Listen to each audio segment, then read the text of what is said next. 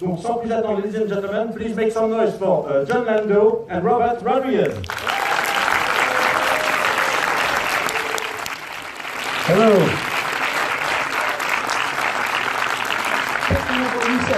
Bonsoir tout le monde. Well, we're very excited to be here. It has been a very long journey for Jim Cameron and myself to get to this point. And we could think of no better partner than Robert to have made this movie with. And we're very excited to share with you today a look at about 30 minutes from the film. These are scenes throughout the movie. The first scene will start out at the beginning of the movie, but then there are time cuts in between each. There'll be title cards that come up in between.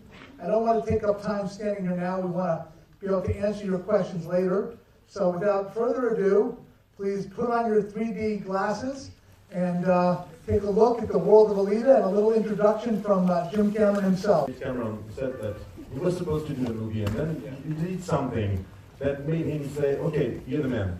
So what did you think that you do specifically? Well, one of the things was I looked at the originals. I went back to the very first script he wrote before he tried a few different versions of the script. But the first crack he took at it, his first instinct, and he even said it's too long. It's almost like 200 pages.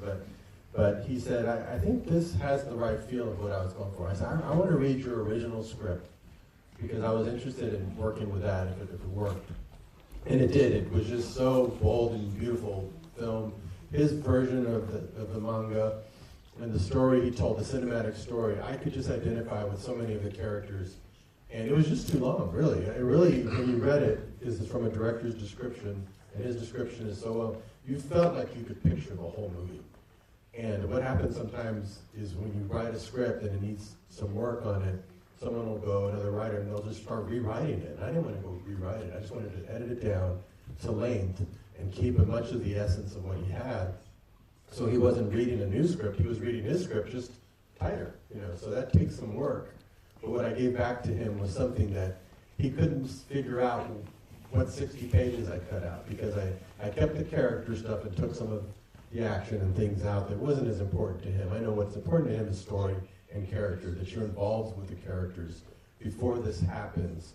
And that's what draws you in. So I think that's what impressed him, was that I had studied his work enough to know what would be important to him as a storyteller, and me wanting to bring that version to life. Thank you. Do we have a question somewhere? Nope. It's always bad when there are no questions.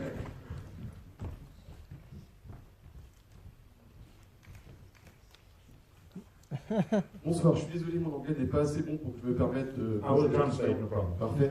Ma question sera double. Je voulais savoir comment vous avez choisi jusqu'où vous arrêtez dans le manga, quelle scène choisir et jusqu'où vous arrêtez, et quelles ont été les interventions de mangaka Yukito Kishiro en voyant le processus de production.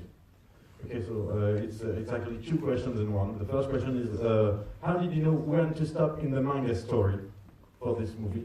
And the second one is, how Yukito Kishiro, the mangaka, how did you interact with him or not? Maybe, I don't know. Let me jump into the first part, because Jim really made that decision when Jim wrote the script initially. Jim looked at really what was the story of the first 3 mangas and said, that's the story I want to tell, except there's one thing missing, motorball, which I think is introduced in the 4th one. So Jim said, I want to take the motorball and make this cinematic. And Kishiro, we started out right from the beginning involving him. Jim flew to Tokyo to have a meeting with Kishiro before we ever signed the deal for the rights. When we got into pre-production on the movie, I went back, met with Kishiro, showed him the artwork, shared the script that Robert had rewritten. He came to the set and visited us. And Kishiro's a man of very few spoken words, but when he walked onto the set and he's in Iron City for the first time, the smile on his face said everything 1,000 words could say. And then Rosa Salazar came pouncing and running up to him and enveloped him in a hug.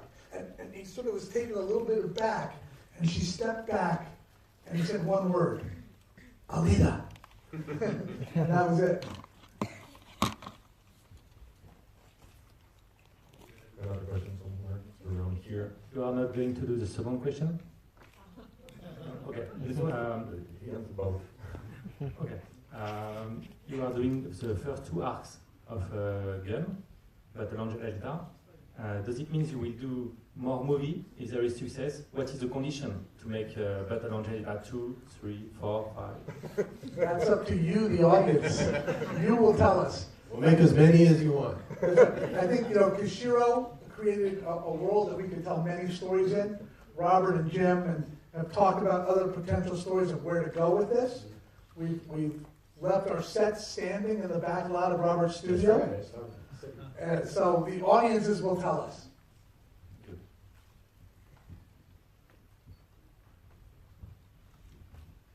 Over there in the back, I don't know. Yep. Does Cameron help you for the 3D? Hello, good evening. I have kind of obvious question somehow, but so obviously it's an adaptation work, and you go from a script, another original script by Cameron. So in all of this, what was your approach to make all this universe with yours, in a way? Mm-hmm. I mean, there's decisions you make day by day where you have to have your own vision of what it is. But I like sometimes, I make movies sometimes that are just completely my movies. And then I sometimes will work with like Kevin Williamson on The Faculty, or Quentin Tarantino on Dusk Till Dawn, or Frank Miller, making a purely Frank Miller movie with Sin City. This was my chance to make a missing Jim Cameron movie, one that I'd been waiting for many years. I'd always wanted to see this movie, and then when he told me he wasn't going to have time to make it, I thought, well, I can help him bring it to the screen. And he had it so well, visualized already before I even started. It still takes a lot of work to get it to the screen, to get it to here. You have to cast the right people. There's a lot of stuff I still have to do, but at least I had a focus, which was I want to make a movie that when I sit back and watch it, I feel like I'm watching like a lost Jim Cameron movie. And because I've known him for so long, I've known him about 25 years, I was able to kind of predict some things that I thought he would like, and he would help course correct. But there's so many ways you could go with a story. I really wanted to lean in the direction of him. Now, it'll never be 100% him. It's going to have a lot of me in there. But at least it starts with the work that Kishiro did and that Jim did. And so for me, this movie, more than any, because I got effect shots back, it's the one that I felt more like an audience member than the filmmaker, because the effects would come in, and we shot a lot practical, but some of that we didn't shoot at all. So I was so excited to see it come to life.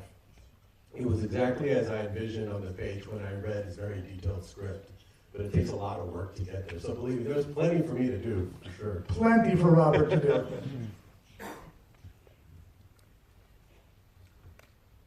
You have a question about the 3D? Yeah, you had a question? Because it seems for me similar than Avatar. First time I saw it on cinema. Does he help you for the 3D? Did Cameron help you with the 3D? Oh, well, these were camera systems that Jim designed. So we wanted to shoot them. We were really early adopters of 3D. Jim and I would go around trying to get distributors to change their theaters to 3D back in the early 2000s.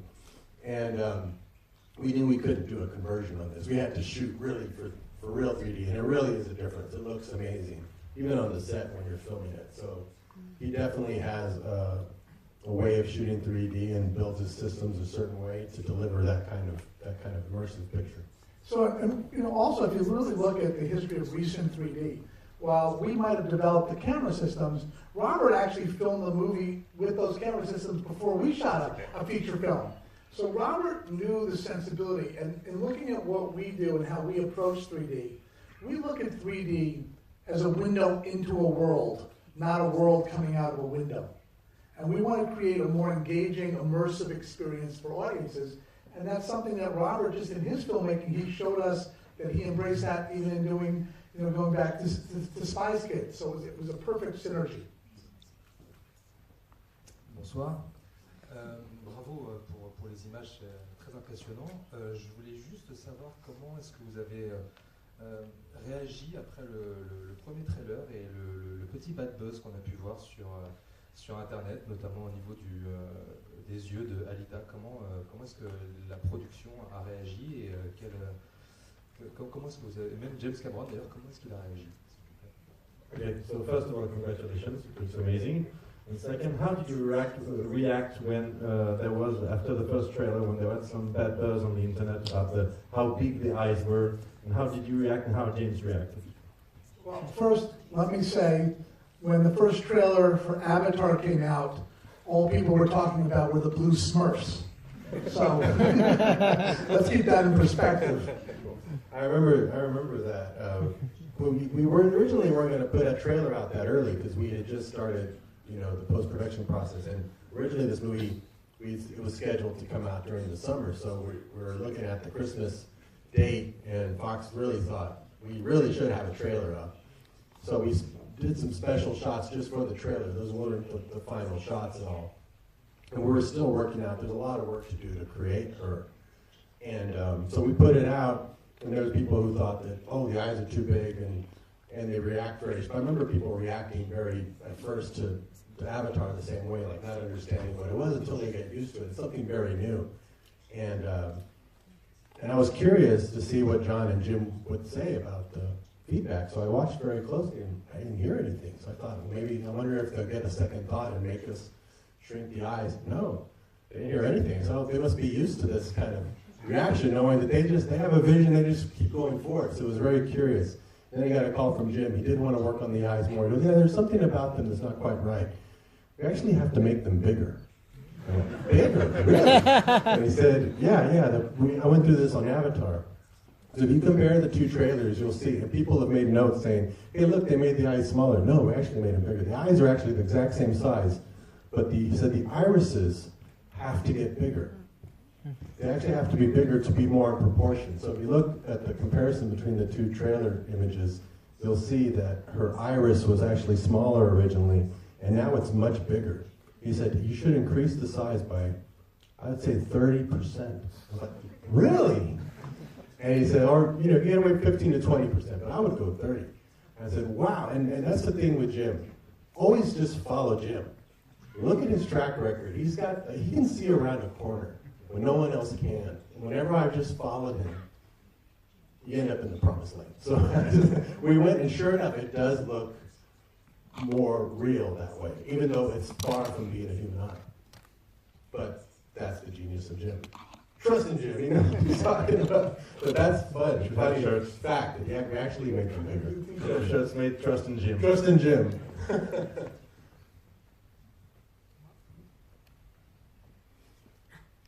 Any other questions?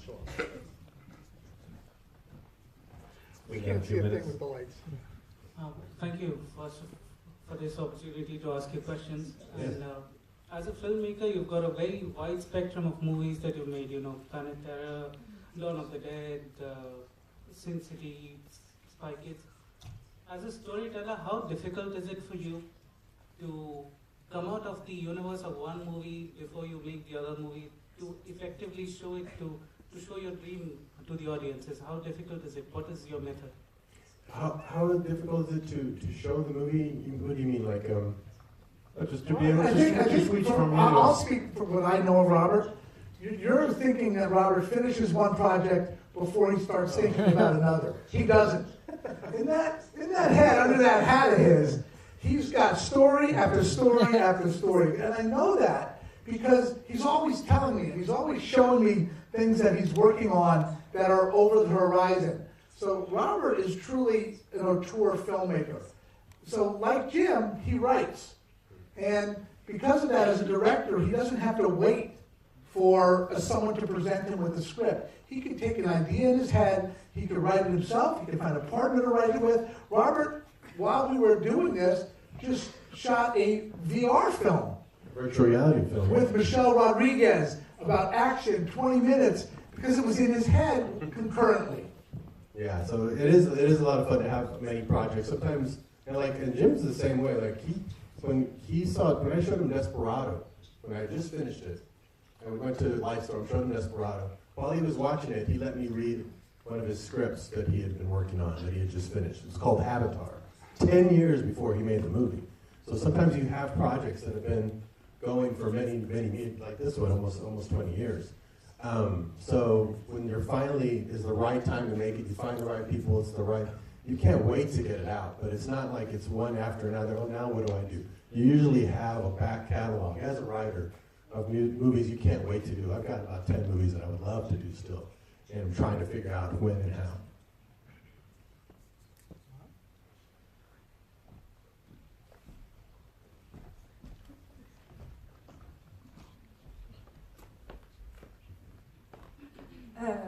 Bonjour.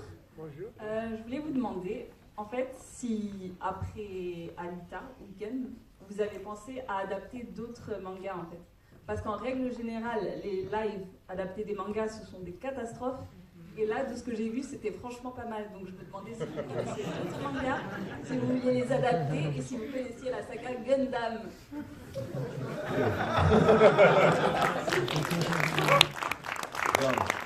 What I want to know is whether you would like to adapt other mangas into live-action movies, because we really have in France, we really have concern. We had some bad experiences. I'm not going to name names, but we had some bad experiences with adaptation from manga in the past, and this looks beautiful. So if you want to adapt Gundam, for example... We're very lucky because the world Kishiro created was a world that was very ripe for cinematic translation. He did not write a story that was set in Asia. He wrote a story where you went to the Kansas bar. He's created a story that's a melting pot of societies coming together in one place. He wrote a protagonist at the center of his story who could be any girl, any person. So this translates very, very well, and that's why we have his support as we're going forward. And I think the manga world is ripe with other ideas also. They have a lot of potential, but they have to be the right story, and you have to honor what the author did in the manga when you're doing the cinema. We're going to have the last question, so make it count. There's one right down here. I should already running towards someone. Okay. Non, petite question rapide et je vais laisser placer le micro à mon collègue. J'ai oublié de compléter ma question tout à l'heure. Comme vous êtes là, Jon Landau, je voulais juste savoir quand est-ce qu'on pouvait espérer voir les premières images d'Avatar 2. Merci. When can we see the first pictures of Avatar 2? This century.